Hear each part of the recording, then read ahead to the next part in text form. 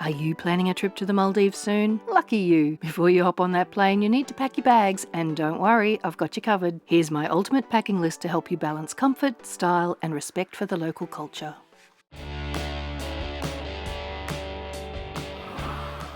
The Maldives is paradise on earth with white sandy beaches, turquoise waters, and an amazing marine life. There were so many choices in accommodation. We stayed at the Kooddoo, which was a fully inclusive resort that I can highly recommend.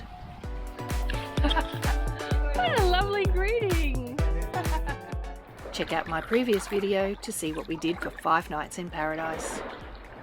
The Maldives is on the equator, so guess what? It's hot.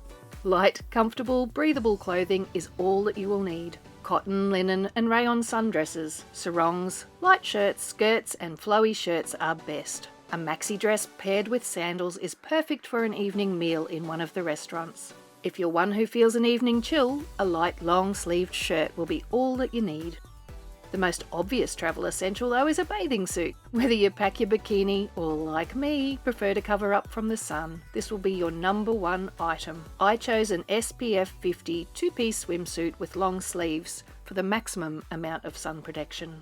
Keep in mind that this country has a mostly Muslim faith, so please be respectful and cover up in restaurants or areas where you are asked to do so. Resorts on private islands have less strict dress codes, but please do check on their website. Generally, a lightweight swimsuit cover-up or sarong is enough for you to jump out of the water, grab a bite, perhaps a drink, and resume swimming those crystal clear waters. If you are visiting another island with a public beach, you will need to cover up your shoulders and knees to remain respectful. Sunscreen is a must-have for any tropical destination, and the sun can be very harsh in the Maldives. It is home to beautiful coral reefs and wildlife, so we must protect it the best way we can. Ensure you choose a sunscreen that is reef safe, meaning it does not contain chemicals that can harm the coral and fish. You can also opt for a mineral sunscreen that uses zinc oxide or titanium dioxide as the active ingredient. You don't want to ruin your holiday by getting burnt to a crisp, or even worse, sunstroke. Also throw in that perfect after-sun moisturiser to keep your skin glowy and healthy. Don't forget a beautiful big sun hat to protect your head and face from the intense sun. I also carry an umbrella as an extra sun protection layer.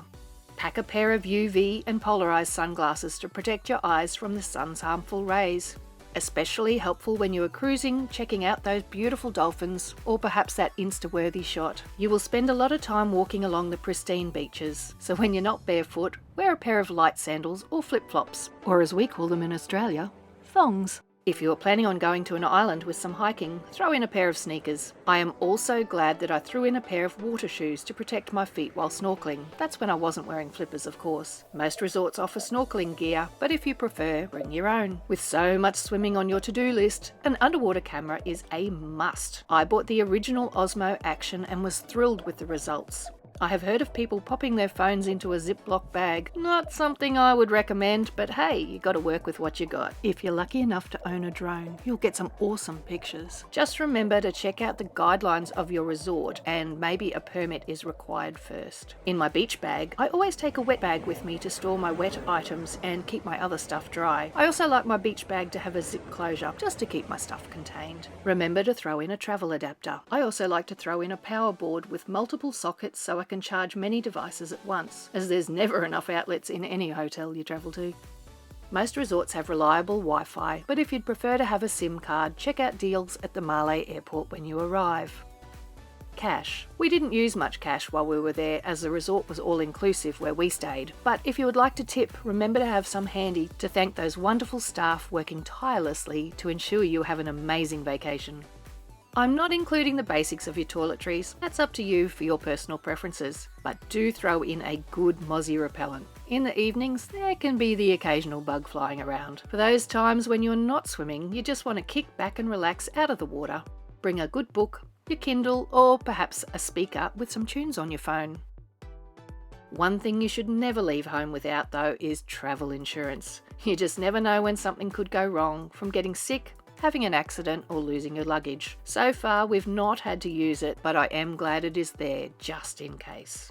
A final important thing to note to make your Maldivian holiday the best it can be is a reminder that alcohol is prohibited in a Muslim country. This means do not bring any alcohol into the country and do not take any when you are leaving.